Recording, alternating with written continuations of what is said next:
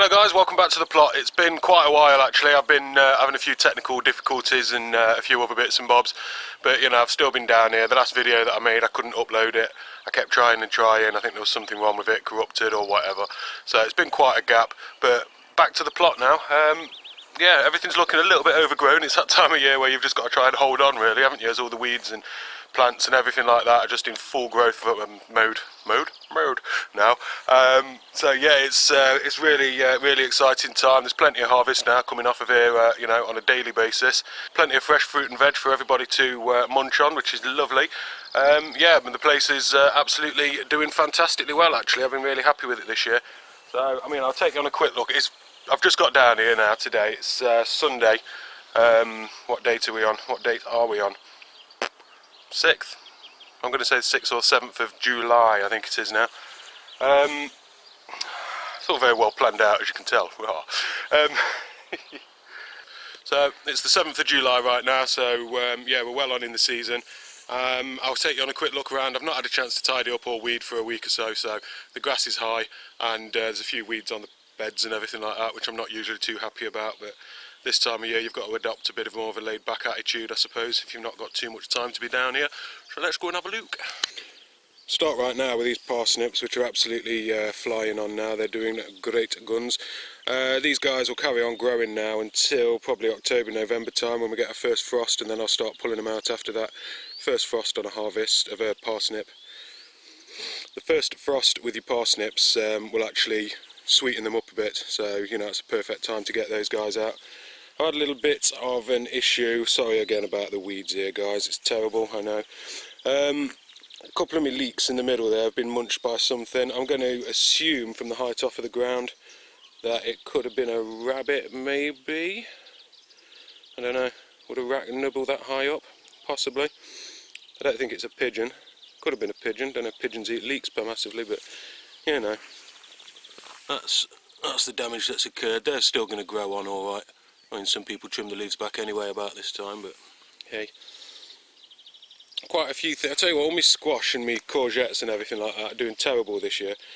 These are the butternut squashes that I've put out. They've been watered, they've been fed, they've been given Epsom salts and all the rest of it, so you know, they're just looking a bit yellow at the minute. I'm not overly concerned. Hopefully they'll get the roots down and get away pretty soon, and then we'll stop worrying about them. But yeah, I say the marrows, courgettes and everything in general are looking a little bit sorry for themselves.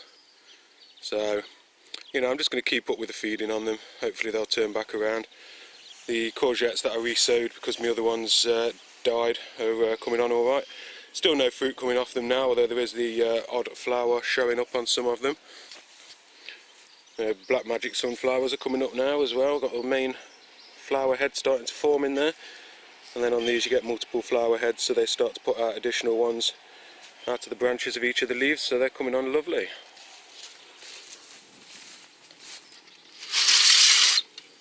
Oh, a little look inside me Brassica cage. I check for spider webs as I walk in. It's one of my least favourite things, is to walk into a spider. So yeah, I've got some of my cabbages down here that are hearting up lovely. I mean, they're ready to harvest now. I can start taking them at any time that I like. As you can see, they've really started to put on that nice heart in the middle. Yeah, so they're lovely. You know, a decent size as well. Look, I've got fairly big hands. So yeah, they're coming on lovely. They are.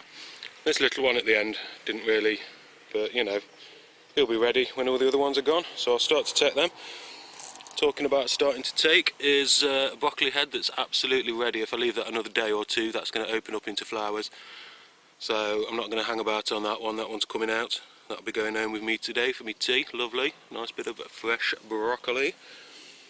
And then the cauliflowers are showing signs of something's had a little bit of a go in there actually. I wonder what that is. I shall have to investigate the plants a little bit better. So that one's looking nice, that one's looking, something's had it, hasn't it? Try and work out what that is. So we don't get pigeons in here because they're in the cage. I'll check it out, see if there's any caterpillars. And then the Brussels sprouts at the end are doing lovely as well.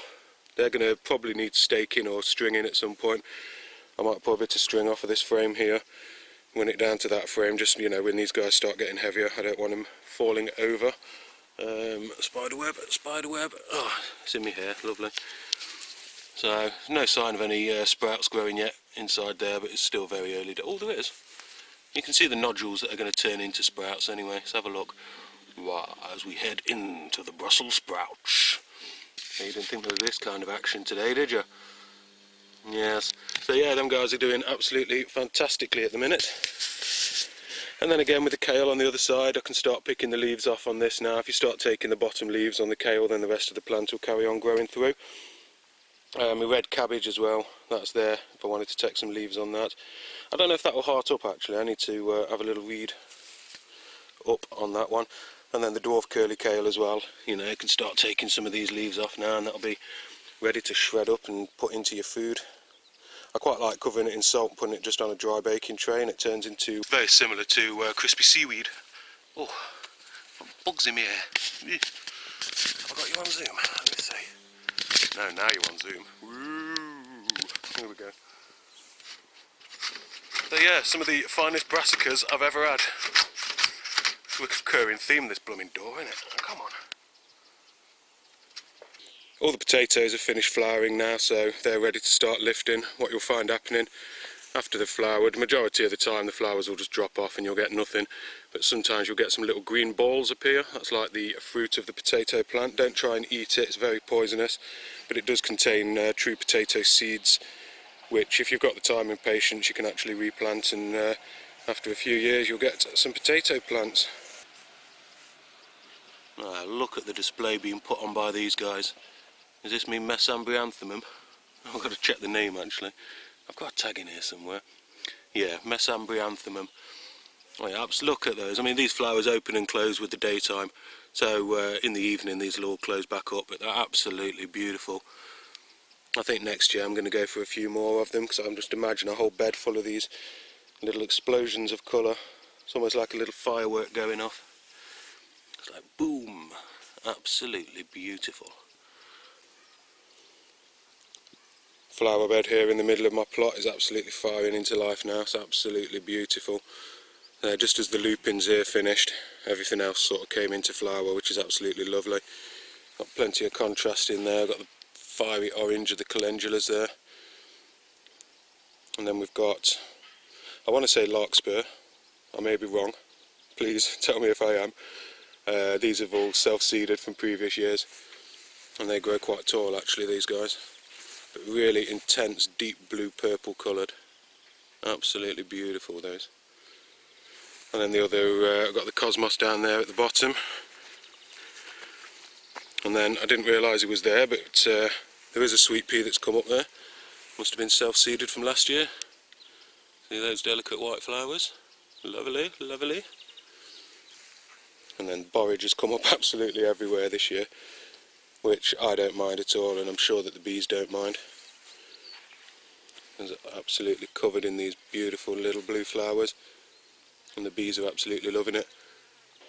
Now, I put my first sowing of runner beans out, and if any of you saw that video, they didn't do very well at all, so I actually re-sowed and planted some more plants out. About half of them got replaced, and the ones that I did as the replacements have absolutely caught up now. These guys are winding all the way up to the top of these poles now. As you can see, they've not got far to go.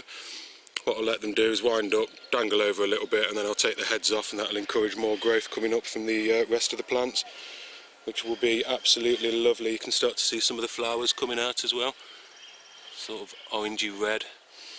So what my idea was anyway with this, because I've done a crossover on the frames, if you just have one big A-frame, all the fruit tends to hang out into the bottom of the frame and you have trouble getting it. So with this, I'm hoping when the plants come up, the fruit will be hanging out, the beans, you know what I mean, will be hanging out, so they'll be a lot easier to pick.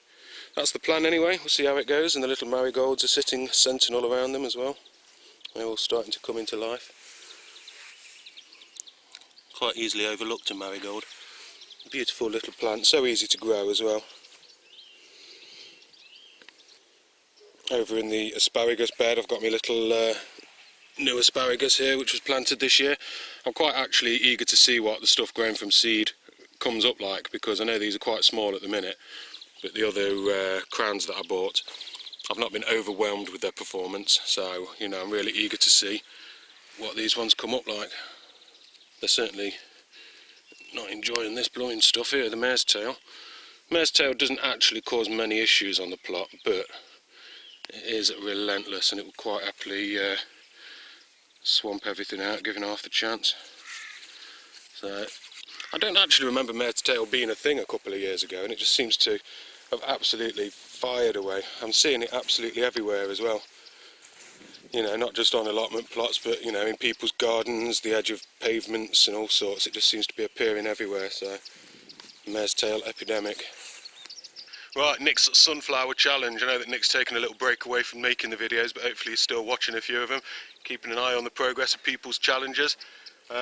Yeah, these Titan sunflowers are really starting to put on some serious growth now. So these are all really firing away now. That's what, a good 5 foot tall now at the minute. Not a record breaker, but let's have a quick look in there.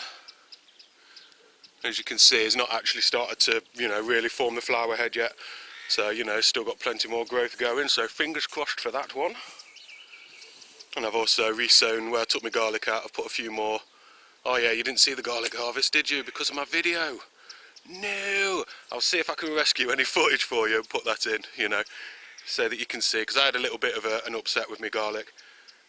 In so much as, you know, it was fine, some of them were nice, but some of them hadn't split. So instead of lots of cloves on the bulb, I just ended up with one fat bulb, which means that they didn't get cold enough early on in the season to actually split them up. So you can still eat them, it's still a nice bit of garlic, but you just end up with one big lump of garlic rather than, you know, a lot of nice little cloves. So yeah, all my sunflowers there growing away lovely, framed away by this little bush of borage here. I had one sunflower here that wasn't too happy with where it was. You can see it seems to have taken a bit of a detour. It's fallen over and then regrown out here. So we'll leave it to it, see what happens. Elephant garlic never really got going this year. You see them in there. Didn't actually start growing until about June time, so not too hopeful for that one, but we'll see what they do. And then all of these homegrown dahlias as well are starting to throw out flowers. So yeah, they're looking quite pretty. Ignore all the mess in the grass, if you will. Shallots are putting on fantastic growth at this time of year. I don't know if you remember a couple of months back, but I was wondering whether to harvest them, but they were only tiny little pea things. I mean, these guys in the last couple of weeks are absolutely firing away now. They actually look like really healthy shallots in there. You know, so there was one shallot planted in each one of these locations, and as you can see from the one that you plant, it splits off. So that's 1, 2, 3, 4, 5, 6, 7, 8 off of that one. So even if I save one for replanting, you know, you're sort of increasing your yield. These, very much like normal onions, will just die back and flop over, and that's the time to harvest and dry them out. So I'll leave them to it for a minute. Now this absolute beast of a sunflower here, he's a hybrid freak of a plant. I had sunflowers here last year, but I didn't have any that looked like this one. This is obviously self-seeded now, and I've allowed it to grow. But you check out the size of this. I mean, the flower head's starting to form in the middle, so it's not a giant one. However, it is absolutely giant in the fact that it's just formed this beautiful big bush. And then if you have a look, it's starting to put out other, so it's going to be a multiple flower head one. I'm really curious to see what happens with this one, because he is really, really unusual. Might be worth saving a few seeds off of him. Even down here, look, he's started to put out secondaries. So I think that is a very unusual sunflower. Unusual, one of the categories. Oh dear. Onions, again, have not been weeded, so you'll have to excuse all the little patches of green that you're seeing in amongst there. You know, there's even massive mighty spikes of the old dreaded horsetail sticking out. But I tell you what, I'm so pleased with these onions this year. As you can see, some of them have started to flop over. These guys are ever so close to being harvested. But if I'd have took them out even 2 or 3 weeks ago, they were, I'm not joking, probably half the size as these guys are now. I mean, you have a look, these have put on some absolutely astonishing growth in the last couple of weeks. I mean, you have a look at some of these bulbs poking out of the soil now, and they've absolutely swelled up beyond belief this year. I'm so happy with these. And hopefully allium leaf miner won't be too much of a problem. But yeah, I've never grown a decent red onion in my life. But then some of these reds are really coming on strong. So they need, I don't know whether to weed out the bed or just to leave them now. I might pull out anything that looks like it's going to seed. But yeah, look at these. Fantastic big red onions. You know, if I put my hand next to them, you can see these guys are, well, they're absolutely beautiful, nice and firm. So yeah, don't be too eager to pull out your onions unless you've actually got issues, because the last few weeks they will put on astonishing amount of growth. Ones that are ready, do you see this little boy down here?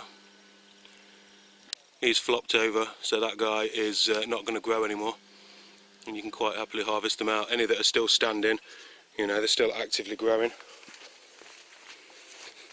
I've been trying to keep an eye on these little mini gooseberries to see what they're doing this year, and I've just spotted quite a few of them have started to drop off now, so I think these guys are about ready.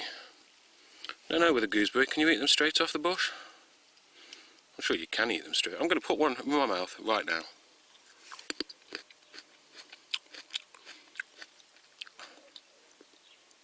They're really nice, like slightly sharp, tart version of a grape. But really nice and juicy. Quite a dry flavour as well. And then of course we've got these little pockets of sugary delight. There's a little alpine strawberry there. They're absolutely beautiful. I've been coming down and I've not actually taken any home, but I have been having a lovely snack off them.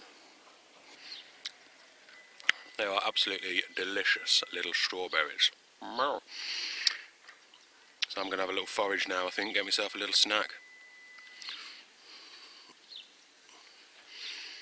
Look at them, beautiful.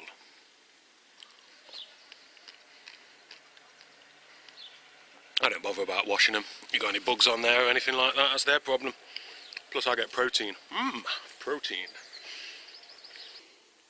Sweet corn, incredible F1.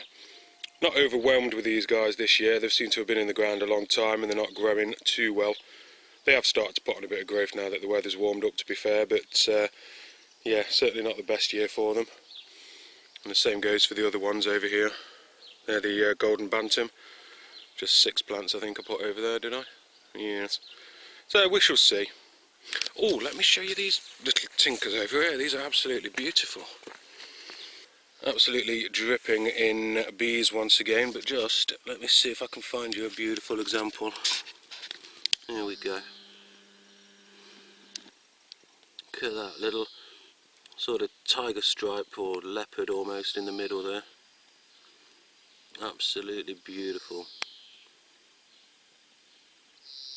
I'm well impressed with these guys.